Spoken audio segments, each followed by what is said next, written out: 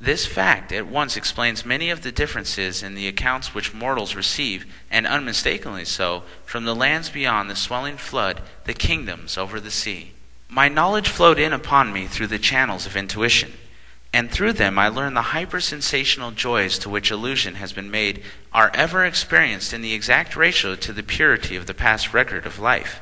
Those which I felt were only of the 4th degree, there being 3 beyond, though how mine should have been so intensified and deepened was, and, for reasons plainly to be seen, must ever remain a mystery. The amount, degree, and even kind of joy felt by the soul upon its passage over the mist depends upon 3 things, and these are: first, the nature of the motives which previous to the mortuary divorce prompted to all or any action, either towards the self, the neighbor, or society. Second, the amount of good a person has done on earth. And third, the amount of use, in the higher sense, they may have subserved previous to physical dissolution. Nellie and I, and the old gray-haired man who had accompanied her, soon reached the road in front of the house wherein I had lived, and wherein I was born into a newer phase of life. While looking at my companions to find out whither they were going, the child, by the exercise of a power not then fully understood by myself, rose into the air a foot or more, laid her hand gently on my forehead, patted it tenderly, and said, "Come, we are going to show you your home, then mine, and then his."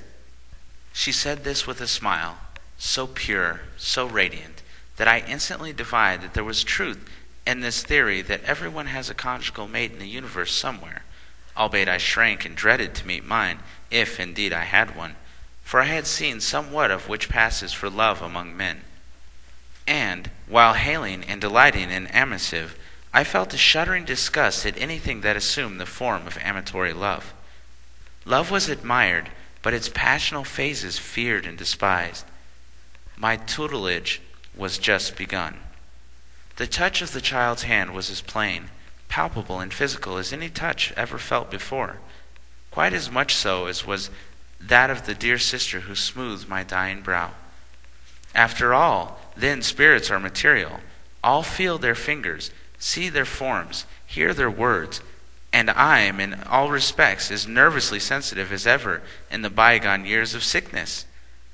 Oh, this mystery of double existence, which, after all, seems to be but 2 phases of a single state.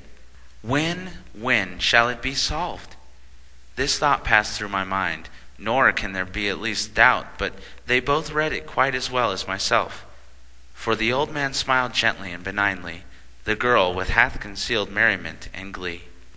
I now passed off into a strange and peculiar state, but whether what followed was a result of the touch or not is impossible to say.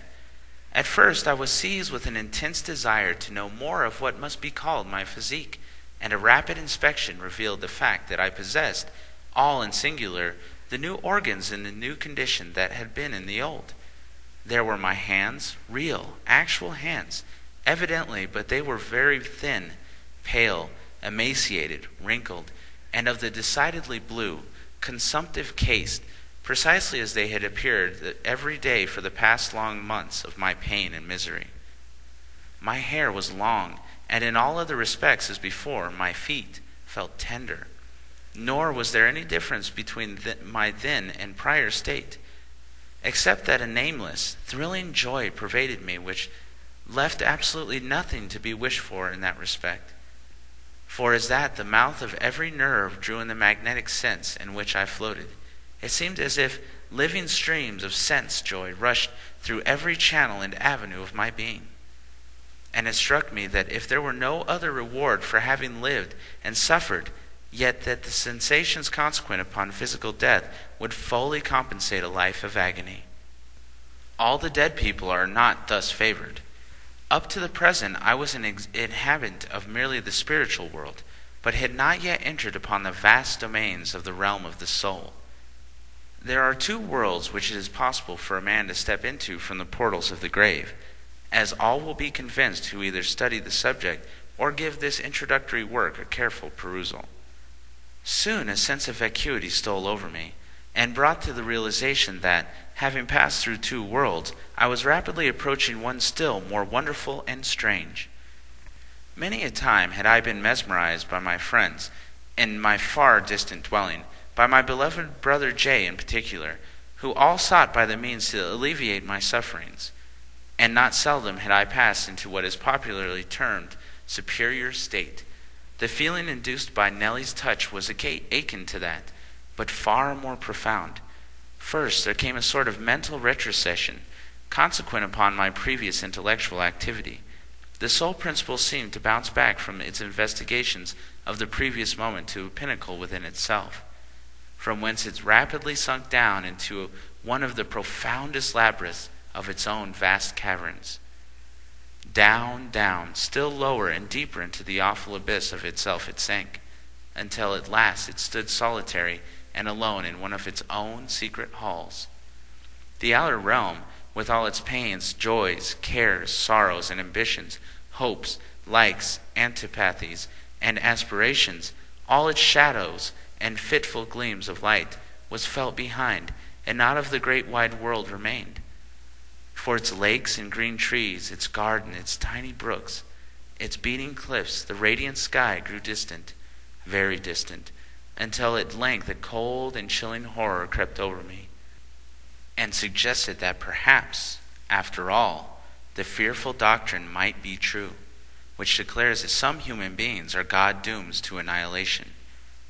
And the anguish that this conceit brought with it was almost unbearable, even by a free-born soul. But thank God,